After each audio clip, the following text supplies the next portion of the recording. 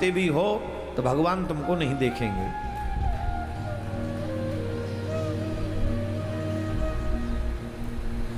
जब भी मंदिर में जाओ तो निर्मल मन से जाओ। भगवान के समक्ष जब भी जाना हो, आपके मन में उस समय काम नहीं होना चाहिए, क्रोध नहीं होना चाहिए, ईर्ष्या किसी के लिए नहीं होनी चाहिए, द्वेष नहीं होना चाहिए, लोभ नहीं होना। ये 5 चोरों को मंदिर के बाहर छोड़ के जाओ। और उस स्थिति में जब आप भगवान से प्रार्थना करोगे, चाहे सोमनाथ से चाहे प्रियाकांत से, निश्चित तौर पर उस भाव को ठाकुर जी जल्दी पूर्ण करता है। कई वीडियो तो आपने देखी होंगी कि मंदिर के भीतर भी लोग लड़ रहे हैं और दर्शनार्थी लड़ रहे हैं, व्यवस्थापक लड़ रहे हैं। अब अगर मंदिर के भीतर आप लड़ रहे हो तो प्रार्थना कब करोगे? उस समय आपके हृदय का भाव क्या होगा? कितने लोग तो इतने द्वेष में जाते हैं, लड़ाई हो जाती है और फिर जाते, कई बार तो कहते भाड़ में जा, आज के बाद झांकूंगा ना यहां। ये भाव आ गया। अब इस भाव के बाद में क्या संबंध रहा ठाकुर जी से हमारा? अगर आपको लग रहा है कि मंदिर में बहुत ज्यादा भीड़ है तो प्रतीक्षा करो, बोले और भीड़ नहीं रुक रही तो और प्रतीक्षा करो, लेकिन सरल मन से भगवान के पास में जाओ। पूतना बदले के भाव को लेकर गई और कपट करके गई,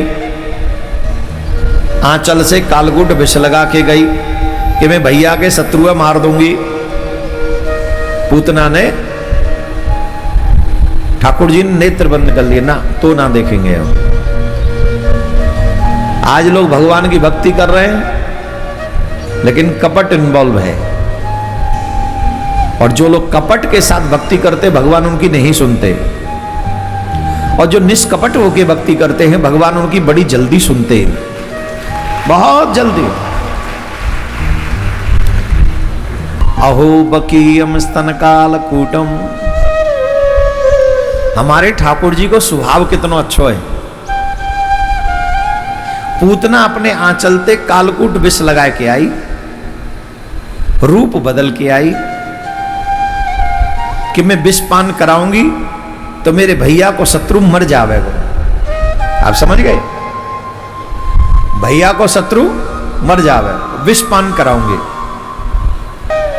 जब ठाकुर जी के पास में वो पूतना पहुंची, वह समय नंद बाबा कहां है?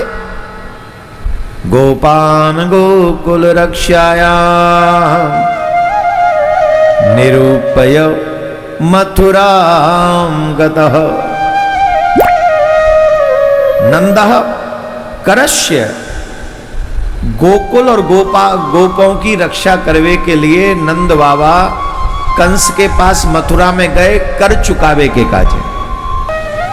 पूतना को नहीं देखा और भगवान ने मन ही मन में निर्णय कर लिया कि हम इसका कल्याण कर देंगे, जो गति मैया यशोदा को देनी है वही दे देंगे। तो अहो बकीयम स्तन कालकूटम जिघांसयाप्यायजव्याजगाद्रि।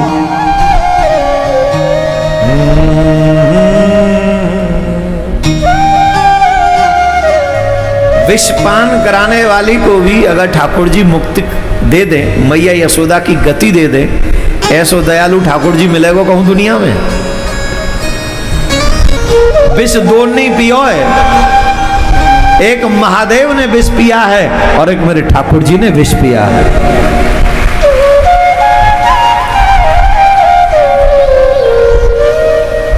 महादेव ने भी जग के हित के लिए विष पिया है और मेरे गोविंद ने भी जग के हित के लिए विष पान किया, कालकूट विष।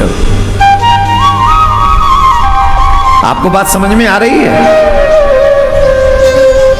कालकूट विष पियो ठाकुर जी ने और पूतना को परम गति प्रदान कर दी।